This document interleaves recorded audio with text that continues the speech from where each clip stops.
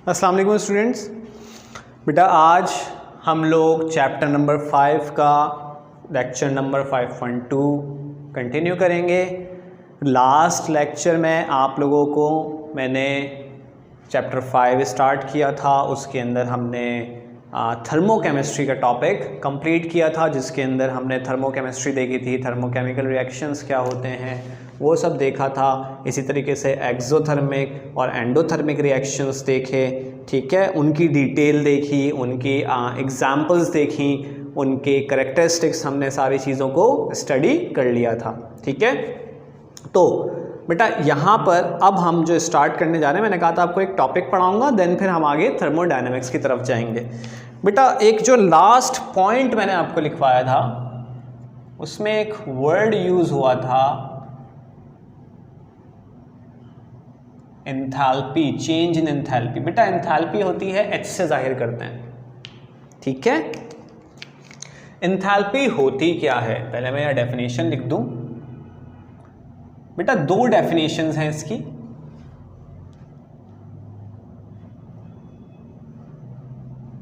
एक है mathematical definition, पहले वो पढ़ लेते हैं, फिर मैं आपको थ्योरेटिकली भी समझा दूंगा।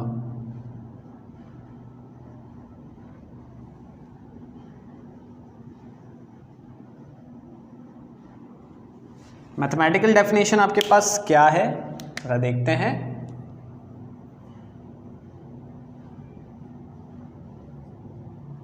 The sum of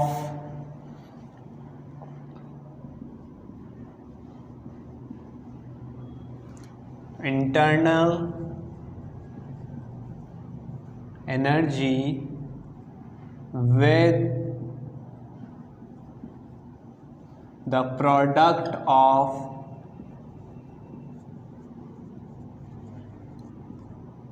pressure and volume is called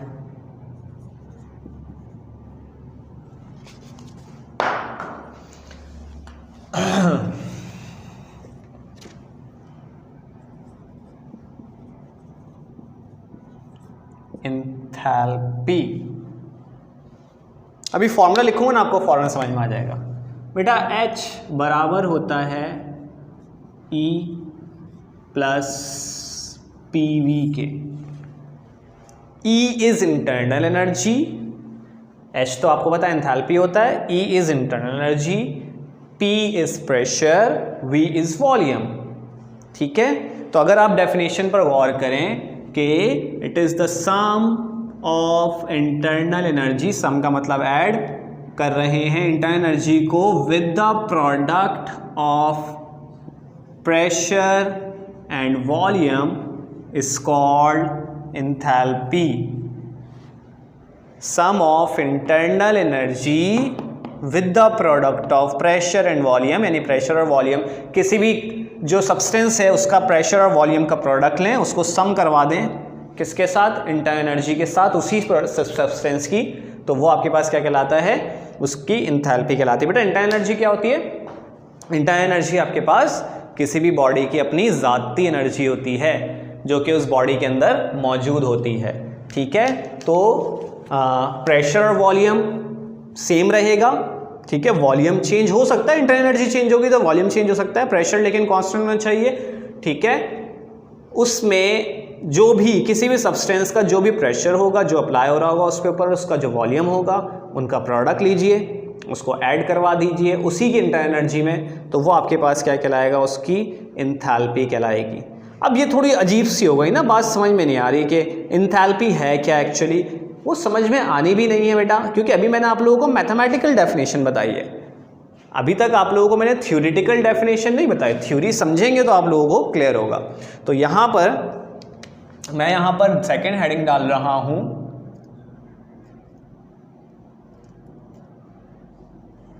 theoretical definition.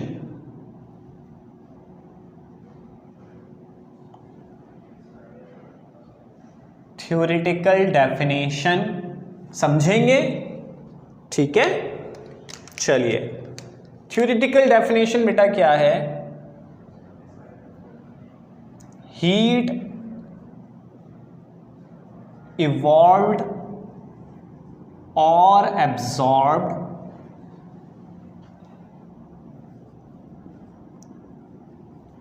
During any chemical reaction at constant pressure is called enthalpy। चलिए ज़रा इसको समझते हैं। कह रहे भाई किसी भी रिएक्शन में हीट या तो बाहर निकलती है या अंदर आती है, इवॉल्व होती है या एब्जॉर्ब होती है। दो ही बातें होती हैं बेटा, हीट इवॉल्व्ड और absorbed during any chemical reaction. किसी भी केमिकल रिएक्शन में या तो हीट इवॉल्व होगी या एब्जॉर्ब होगी, ठीक है। लेकिन वो केमिकल रिएक्शन बेटा किस पर होना चाहिए? कांस्टेंट प्रेशर पर। तो बेटा उस हीट का दूसरा नाम एंथैल्पी होता है। बेटा एंथैल्पी कोई नई चीज़ नहीं है, सिर्फ और सिर्फ किसी भी हीट का नाम रख दिया गया है। फॉर एग्जाम्पल इसको ऐसे समझिए, मान लेते हैं मेरे पास एक वुड का पीस है, इसको मैं जला रहा हूँ, ठीक है। इसको जब मैं जलाऊंगा तो इस पर एटमॉस्फेरिक प्रेशर अप्लाई हो रहा होगा, एयर का प्रेशर बेटा 1 atm होता है, कांस्टेंट होता है। अगर हम ज़मीन पर यानी कि सी लेवल पर रहें, जैसे कराची सी लेवल पर है, अगर मैं यहीं पर रहूँ तो इस पूरे जो मार्कर है या वुड है या हम पर एक कांस्टेंट प्रेशर अप्लाई हो रहा होता है बेटा, वो कहलाता है एयर का प्रेशर, जिसे हम एटमॉस्फेरिक प्रेशर कहते हैं। और वो कितना होता है बेटा? 1 atm होता है। अगर हम हाइट पर जाएंगे तो कम हो जाएगा, डेप्थ में जाते हैं तो बढ़ जाता है। अगर सी लेवल पर रहेंगे तो सही रहेगा, सेम रहेगा, कांस्टेंट रहेगा, चेंज नहीं होगा। ये बात जहन में रखिएगा। अभी चैप्टर नंबर 2 में हम प्रेशर के बारे में डिटेल में पढ़ेंगे, ठीक है। यानी अगर सी लेवल पर हैं तो प्रेशर चेंज नहीं होगा।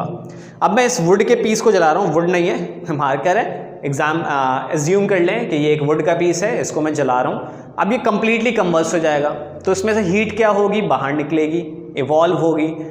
हीट जब बाहर निकलेगी तो इस पूरे रिएक्शन के दौरान इसका प्रेशर कांस्टेंट रहेगा या चेंज हो जाएगा? तो आप कहेंगे कांस्टेंट रहेगा, क्योंकि ये ना हाइट पर जा रहा है ना डेप्थ पे जा रहा है। तो बेटा इसमें से जो हीट निकलेगी ना, जो हीट का चेंज आएगा, वो चीज़ क्या कहलाएगी?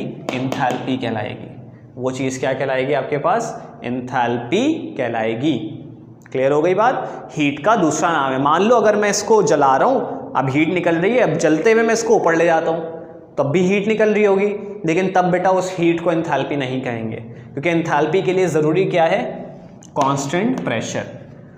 जितने भी रिएक्शंस हम करवाते हैं लैब्स के अंदर, जितने भी रिएक्शंस करवा रहे हैं या आपके पास जो है जितने भी एक्सपेरिमेंट्स हो रहे हैं बेटा, वो सारे कांस्टेंट प्रेशर पर होते हैं, उनका प्रेशर चेंज नहीं किया जाता। तो इसलिए उन तमाम में जो हीट का चेंज आता है बेटा, उसको हम एंथैल्पी पढ़ते हैं, क्योंकि प्रेशर चेंज होगा तो वो एंथैल्पी नहीं कहलाएगा, फिर वो हीट ऑफ रिएक्शन कहलाता है। अब हीट ऑफ रिएक्शन तो तमाम तरह की हीट्स होती हैं, तो साइंटिस्ट ने एक अपनी आसानी के लिए एंथैल्पी नाम रख दिया। अब जब कभी भी एंथैल्पी यूज़ करते हैं ना कि भाई इसका एंथैल्पी का चेंज इतना आ रहा है, तो जहन में यही आता है बेटा कि कांस्टेंट प्रेशर पर वो रिएक्शन हो रहा है, ठीक है। तो ये चीज़ आप लोगों ने जहन में रखनी है बेटा। एग्जैक्ट एंथैल्पी कभी भी कैलकुलेट नहीं कर सकते हम क्या करते हैं भाई, रिएक्शन होता कैसे है बेटा? रिएक्शन होता है, रिएक्टेंट कन्वर्ट होता है प्रोडक्ट के अंदर। रिएक्टेंट की एंथैल्पी को बेटा हम मानते हैं H1, प्रोडक्ट की एंथैल्पी को H2 मानते हैं। हम कभी भी एग्जैक्ट एंथैल्पी कैलकुलेट नहीं कर सकते, तो हम क्या करते हैं? हम चेंज इन एंथैल्पी कैलकुलेट करते हैं। और चेंज कैसे मालूम किया जाता है बेटा? फाइनल में से माइनस कर देते हैं इनिशियल को। डेल्टा H क्या है बेटा? चेंज इन एंथैल्पी है। H2 क्या है? एंथैल्पी ऑफ प्रोडक्ट है। H1 क्या है? एंथैल्पी ऑफ रिएक्टेंट है। बेटा फाइनल में से जब इनिशियल को माइनस करते हैं तो चेंज आ जाता है। अब अगर आप एक्सो और एंडोथर्मिक रिएक्शन की वैल्यूज़ को चेक करें तो मैंने आप लोगों को वहाँ पर कुछ वैल्यूज़ दी थी, ठीक है, जिसमें आप लोगों को मैंने बताया था कि एनर्जी ऑफ रिएक्टेंट और एनर्जी ऑफ प्रोडक्ट में किसकी एनर्जी ज़्यादा है। तो आप ज़रा दोनों रिएक्शंस की डेल्टा एच कैलकुलेट कीजिएगा और उन दोनों के आंसर्स मुझे बताइएगा। बेटा जो हीट निकल जाती है या जो ऐड होती है उसको कैलकुलेट नहीं करते हैं, आप सिर्फ रिएक्टेंट की एंथैल्पी को H1 मानेंगे और प्रोडक्ट की एंथैल्पी को H2 मानेंगे और दोनों को माइनस करेंगे H2 माइनस H1। फिर जो एंथैल्पी का आंसर आएगा वो आप मुझे बताएंगे। बेटा जो एक्सोथर्मिक वाला रिएक्शन होगा ना उसका नेगेटिव में आंसर आएगा और जो एंडोथर्मिक होगा उसका कैसे आएगा, पॉजिटिव आएगा। और यही बात मैंने आखिरी पॉइंट में आप लोगों को लिखवाई थी कि the value of change in enthalpy for exothermic reaction is always negative and the value of change in enthalpy for endothermic reaction is always positive. ये याद रखिएगा, किसी भी रिएक्शन की जो एक्सोथर्मिक है उसकी एंथैल्पी का चेंज हमेशा नेगेटिव आएगा और जो एंडोथर्मिक है रिएक्शन उसके एंथैल्पी का चेंज हमेशा क्या आएगा, पॉजिटिव आएगा, ठीक है। क्योंकि एंडोथर्मिक रिएक्शन के अंदर हीट बढ़ रही होती है। मैंने आपको बताया था हीट का चेंज कैसे आता है, या तो हीट ऐड होती है यानी बढ़ जाती है या फिर कम हो जाती है। तो एंडो में बढ़ रही है तो अंडरस्टूड है, एंथैल्पी का चेंज भी कैसा आएगा, पॉजिटिव आएगा। इसी तरह से जो हीट का चेंज आपके पास कम हो रहा होता है तो एंथैल्पी भी क्या आएगा आपके पास, उसका नेगेटिव आएगा, ठीक है। तो ये आपका छोटी सी डेफिनेशन थी बेटा एंथैल्पी की। दोनों डेफिनेशंस आप लोग लिख लीजिएगा और जो फॉर्मूला लिखवाया है उसको कॉपी कीजिए, फिर हम आगे इसको कंटिन्यू करते हैं। अच्छा जी, आगे चलते हैं बेटा। थर्मोकेमिस्ट्री यहाँ पर कंप्लीट हो चुका है बेटा। एंथैल्पी क्योंकि रिलेट कर रहा है बोथ थर्मोकेमिस्ट्री एंड थर्मोडायनेमिक्स, इस वजह से मैंने बीच में पढ़ा दिया है। क्या आपका पिछला जो काम था वो भी आप लोगों को क्लियर हो जाएगा, ख़त्म हो जाएगा, और अगला जो काम चल रहा है उसके लिए भी आपकी एक छोटी सी बेस बन गई है, ठीक है। तो अब हम चलते हैं बेटा अपना नया टॉपिक और सबसे बड़ा टॉपिक स्टार्ट करने वाला इस चैप्टर का, और आखिरी टॉपिक भी कह सकते हैं लेकिन बड़ा है तो इसमें से कई पार्ट्स इसके आएंगे बेटा। टॉपिक का नाम है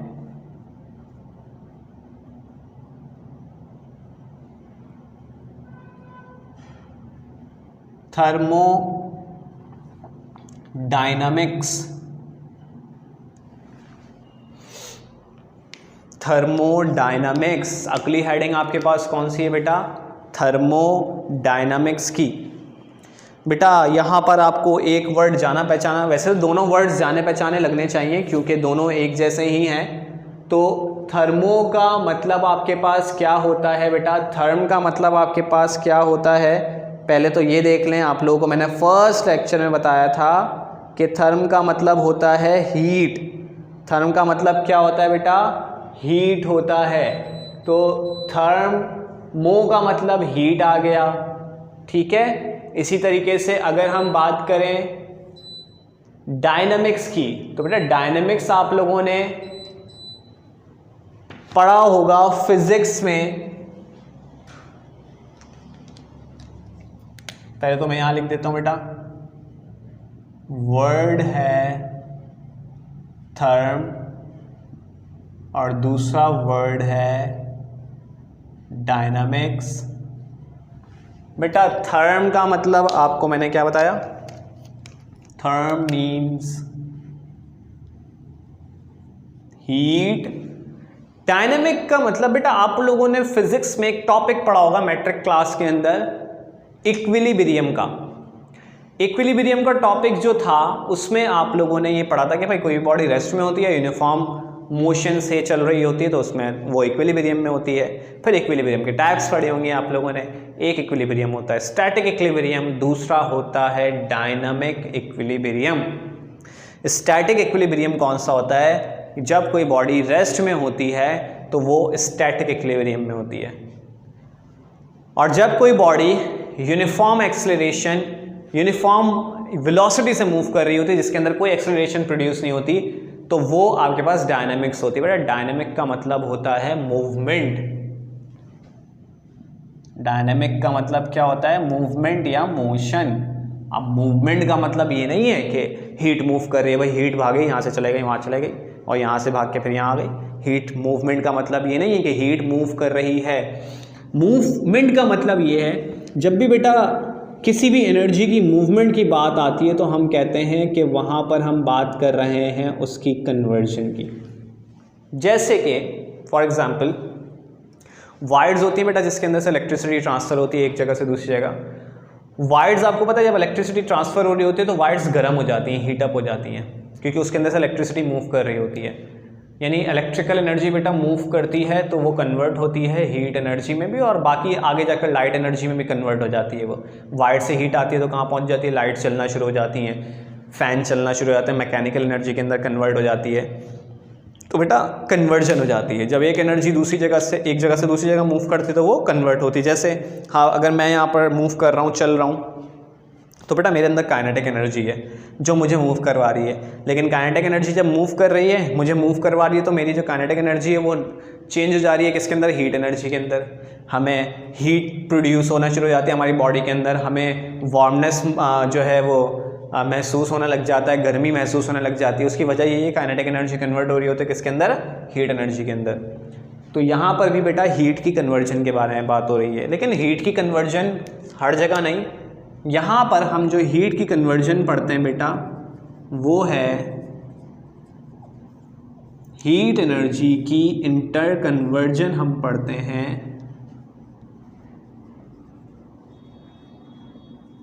मैकेनिकल एनर्जी। बेटा ये दोनों तरफ एरो का मतलब ये होता है इंटर कन्वर्जन, दोनों एक दूसरे में इंटर कन्वर्टेबल है। कैसे होती है बाद में बताता हूँ, पहले आप लोग इसकी डेफिनेशन लिखिएगा ज़रा। डेफिनेशन हम लिखेंगे इसकी। अच्छा, थर्मोडायनेमिक्स ब्रांच है, ठीक है, ब्रांच है ये, तो लिखेंगे the study of inter conversion of heat energy, the study of inter conversion of heat energy into mechanical energy, heat energy into mechanical energy, और mechanical energy into heat energy, यानी दोनों एक दूसरे में इंटर कन्वर्टेबल हैं। Is called thermodynamics, is called thermodynamics. ठीक है बेटा।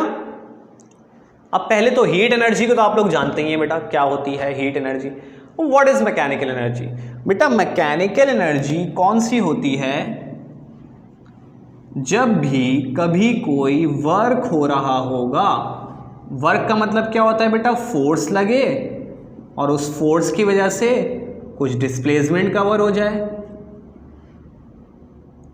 तो वहां वर्क होगा। अगर मैं यहां फोर्स लगा रहा हूं, डिस्प्लेसमेंट कवर नहीं हो रही, वर्क जीरो है। हाँ, अगर मैं किसी और बॉडी पर, किसी चेयर को फोर्स लगाऊंगा, वो डिस्प्लेस हो जाएगी, वहां पर वर्क हो जाएगा। तो वर्क के लिए क्या जरूरी है, फोर्स का लगना, दूसरा डिस्प्लेसमेंट का कवर होना, तो वहां पर वर्क हो रहा होगा। और जब वर्क हो रहा होता है तो बेटा उसके लिए जिस एनर्जी की रिक्वायरमेंट होती है वो कहलाती है मैकेनिकल एनर्जी। पंखा चल रहा है, वर्क हो रहा है बेटा, ठीक है, और वर्क हो रहा है तो वहां पर भी कौन सी एनर्जी यूज हो रही है, मैकेनिकल एनर्जी यूज हो रही है। हीट एनर्जी की कन्वर्जन मैकेनिकल में बेटा हर एनर्जी दूसरी एनर्जी में इंटर कन्वर्टेबल होती है, ठीक है। एनर्जी एक फॉर्म से दूसरी फॉर्म में कन्वर्ट हो सकती है, ठीक है। ये आप लोगों ने law of conservation of energy में ही पढ़ा है कि energy can neither be created nor be destroyed, it can change one form to another form. चलिए इसकी एक एग्जांपल लेते हैं। बेटा जनरेटर के बारे में आप लोगों ने सुना होगा, जिनके घर में होगा वो आपने देखा भी होगा, ठीक है। जनरेटर के अंदर हम लोग फ्यूल ऐड करते हैं, पेट्रोल ज़्यादातर यूज़ करते हैं, कुछ लोग गैस से भी चलाते हैं। बेटा पेट्रोल की एग्जांपल ले लेते हैं। पेट्रोल जो हम उसके अंदर डालते हैं वो एक्चुअली केमिकल है, तो हमने उसके अंदर ऐड क्या किया है, केमिकल एनर्जी ऐड की है। सीई का मतलब क्या है बेटा, केमिकल एनर्जी, ठीक है। पेट्रोल जब हम डालते हैं और उसको स्टार्ट करते हैं तो स्टार्ट करने से क्या होता है, उसके अंदर एक स्पार्क पैदा होता है, दो वायर्स के दरमियान एक स्पार्क पैदा होता है जिसकी मदद से वो पेट्रोल जलना शुरू हो जाता है, कंबस्ट हो जाता है, ठीक है। जब पेट्रोल जलता है तो बेटा वो जलना शुरू होता है तो वो प्रोड्यूस करता है हीट एनर्जी। केमिकल एनर्जी के तक किसमें कन्वर्ट हो गई, हीट एनर्जी के अंदर। समझ में आ गई बात। फिर हीट एनर्जी जाती है बेटा, एक सिलेंडर होता है, क्योंकि हम इसके अंदर इसी की एग्जाम्पल पढ़ेंगे तो मैं यहाँ पर एग्जाम्पल यही दे रहा हूँ। एक सिलेंडर होगा गोल सा, उसके अंदर एक पिस्टन मूव कर रहा होता है बेटा इस तरह का सर्कुलर, और ऊपर इसके एक हैंडल होता है, वो खैर उसका काम नहीं है। और इस पिस्टन सिलेंडर के अंदर गैस फिल होती है, ठीक है। आप ऐसे रख लें, एक डब्बा है, उसके ऊपर एक ऊपर नीचे पिस्टन हो रहा है और उसके अंदर एक गैस फिल है। वो हीट जो ऊपर दी गई है जब वो इस पिस्टन को मिलती है तो इसके अंदर जो मौजूद है गैस, वो इस हीट को एब्जॉर्ब करता है। गैस कोई भी हो सकती है बेटा, गैस क्या करती है, हीट को एब्जॉर्ब करती है, और जब हीट एब्जॉर्ब करती है तो गैस एक्सपेंड होती है। किसी भी गैस, किसी भी चीज़ को हीट दी जाती है तो वो चीज़ एक्सपेंड होती है। तो गैस भी क्या होती है, एक्सपेंड होती है। एक्सपेंड होती है तो वो इस पिस्टन को कहाँ धक्का देती है बेटा, ऊपर की तरफ। तो पिस्टन कहाँ आ जाता है, ऊपर, यहाँ से यहाँ पहुँच गया बेटा। इसने कुछ ना कुछ क्या कवर की, हाइट कवर की। हाइट को आप कह सकते हो डिस्टेंस कवर किया इसने कुछ, या डिस्प्लेसमेंट भी आप कह सकते हो, है ना भाई। ऊपर जाएं या इधर आगे पीछे जाएं, बात एक ही है, डिस्टेंस होता है। हुआ क्या, फोर्स लगी, किसने लगाई, मॉलिक्यूल्स ने लगाई पिस्टन पे, ऊपर चला गया, उसने क्या कवर कर लिया, डिस्टेंस। तो आप कह सकते हैं कि यहां पर क्या हुआ है, वर्क हुआ है। ऐसा ही भाई, फोर्स लगी, डिस्टेंस कवर हुआ, तो आप क्या कहेंगे, यहां पर वर्क हुआ है। बेटा वर्क होता है तो उसमें कौन सी एनर्जी रिक्वायर्ड होती है, मैकेनिकल एनर्जी। बेटा मैं जो आप कन्वर्जन आपको बता रहा था कि heat energy into mechanical energy, वो कन्वर्जन ये है। इसका ऑपोजिट भी मैं आप लोगों को बता देता हूँ। पहले मैं इसका काम बताता हूँ, कन्वर्जन और क्या हो रही होती है। केमिकल डाला बेटा, केमिकल एनर्जी को कंबस्ट किया, कन्वर्ट हुई हीट एनर्जी में। हीट एनर्जी ने पिस्टन को चलाया, पिस्टन जब चला तो उसकी वजह से वर्क हुआ, और वर्क की वजह से कौन सी एनर्जी प्रोड्यूस हुई, मैकेनिकल एनर्जी। जब ये ऊपर नीचे पिस्टन होता है तो बेटा इसके साथ कनेक्ट होता है जो कि डायनमो कहते हैं, या फिर कह सकते हो आप लोग कि एक व्हील नुमा होता है जो कि घूमता है तो इलेक्ट्रिसिटी प्रोड्यूस होती है। आपने देखा होगा जैसे विंड टर्बाइंस होती हैं, उसमें भी एक लगा हुआ होता है, टर्बाइन घूमती है तो इलेक्ट्रिसिटी प्रोड्यूस होती है। वैसे इसके साथ एक चीज़ लगी होती है बेटा, वो घूमना शुरू होती है, उसकी मदद से क्या प्रोड्यूस होती है बेटा, ई का मतलब electrical energy. Electrical energy produce हुई, फिर वो इलेक्ट्रिकल एनर्जी वायर के ज़रिए से हमारे पूरे घर में आती है, उससे पंखा भी चलता है, उससे लाइट भी जलती है, यानी कि इलेक्ट्रिकल एनर्जी लाइट एनर्जी में भी कन्वर्ट हो जाती है। फिर दोबारा से मैकेनिकल एनर्जी में भी हो जाती है, पंखा चलता है। तो डिपेंड करता है कौन सी चीज़ आप चला रहे हैं। हीट एनर्जी, हीटर चला रहे हैं तो हीट एनर्जी में कन्वर्ट हो जाएगी। तो बेटा ये सारी एनर्जीज एक दूसरे में इंटर कन्वर्टेबल होती हैं। अब आपको मैंने ये तो बता दिया, heat energy into mechanical energy convert हो रही है। मैकेनिकल एनर्जी हीट में कैसे होती है, इसको भी देख लेते हैं ज़रा। जब भी कोई भी चीज़ मूव करती है, मशीन चलती है, फ़ैन चलता है, कोई भी चीज़ चलती है, तो बेटा वो फ़ैन जब चल रहा होगा या मशीन जब चल रही होती है तो वो हीटअप हो जाता है। आपने देखा होगा, आप अभी कोई भी जो चीज़ है, जो चीज़ आपके घर में चल रही हो, फ़ैन चल रहा हो, खैर फ़ैन को तो कोई गलती से कभी हाथ नहीं लगाइएगा, ख़तरनाक हो सकता है। कोई मशीन चल रही है, फ्रिज चल रहा होता है, उसके अंदर भी मशीन होती है बेटा। बाइक चलती है, वो भी मशीन होती है, ठीक है। बाइक भी क्या करती है, मैकेनिकल एनर्जी यूज़ करती है और चलती है, तो उसकी वजह से क्या होता है, वो चीज़ हीटअप हो जाती है। तो मैकेनिकल एनर्जी एक्चुअली क्या कर रही होती है, हीट एनर्जी में कन्वर्ट हो रही होती है, ठीक है। तो यहाँ पर मैंने आपको बताया कि थर्मोडायनेमिक्स में हम क्या पढ़ते हैं बेटा, हीट एनर्जी और मैकेनिकल एनर्जी में इंटर कन्वर्जन का मतलब क्या होता है बेटा, दोनों एनर्जीज एक दूसरे में इंटर कन्वर्टेबल हैं, ठीक है। फिर आपको मैंने ये बता दी बेटा, ये चीज़ याद रखिएगा, ये आगे भी हम लोग जो है जब टॉपिक पढ़ेंगे तो उसके अंदर भी यूज़ होगा बहुत ज़्यादा। पिस्टन सिलेंडर के एग्जांपल्स बहुत ज़्यादा यूज़ होंगी, ठीक है। अभी हमने थर्मोडायनेमिक्स की सिर्फ डेफिनेशन पढ़ी है बेटा, इसके आगे हम थर्मोडायनेमिकल टर्म्स पढ़ेंगे एक साथ। वो टर्म्स इसलिए पढ़ेंगे क्योंकि हमें थर्मोडायनेमिक्स पढ़ने के लिए कुछ टर्म्स का पता होना चाहिए, जिसकी मदद से हम क्या कर सकते हैं, थर्मोडायनेमिक्स को आसानी से पढ़ सकते हैं, ठीक है। तो फिलहाल इस लेक्चर को हम यहीं तक वाइंड अप करते हैं। इंशाल्लाह नेक्स्ट लेक्चर में आपसे मुलाकात होगी, जिसके अंदर मैं आपको थर्मोडायनेमिकल टर्म्स के बारे में बताऊंगा, कुछ डेफिनेशंस लिखवाऊंगा और इसका कॉन्सेप्ट आप लोगों को और ज़्यादा क्लियर करूंगा, ठीक है। तो फिलहाल यहीं तक रखते हैं, इंशाल्लाह नेक्स्ट लेक्चर में आपसे मुलाकात होगी। ख्याल रखिएगा अपना, थैंक यू, अल्लाह हाफिज़।